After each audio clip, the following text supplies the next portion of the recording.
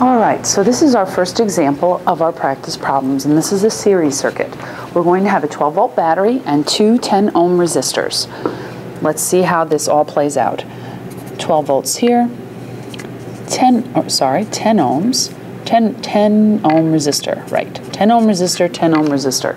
Since we're in series, what that means to me is my electrons only have one pathway. Once they head across that resistor, they have to go across the second resistor. There's no other pathway for them to take.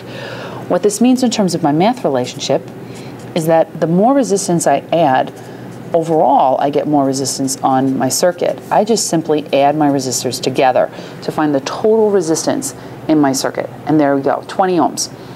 My battery is a 12-volt battery. So now that I know, let me start over. Now that I know my total resistance, I can find my total current using Ohm's law. So V on R equals I. I'm going to take my 12 volts, divide it by my 20 ohms. And let's do a little quick math. That gives me 0.6 amps. That tells me for the whole entire circuit. But what about each individual resistor?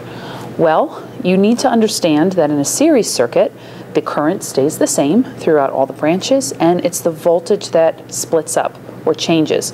So 0.6 amps is my total current. It's going to be the total current on each of my resistors. So I'm just going to label each of those. And they're identical resistors, so what I do to one, I will be able to do to the other.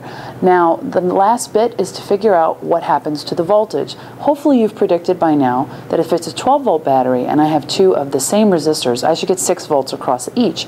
And I do, but let me show it with the math. In order to finish it and figure it out, I just use Ohm's law yet again. V equals IR. And in fact, I'm going to go down here a little bit just because I'm running out of room. I don't want to go off the screen. So V equals IR. Again, I'm trying to find the voltage across a single resistor. I'm going to take my 0.6 amps and I'm going to multiply it by the resistance of one of the resistors, not both. And oh look, 6 volts, just like we thought. So there you have it. That's a series circuit. We would hopefully be able to do those pretty easily. It's the combo circuits that tend to give us a bit of a headache. So let's move on though to parallel circuits first and brush up there.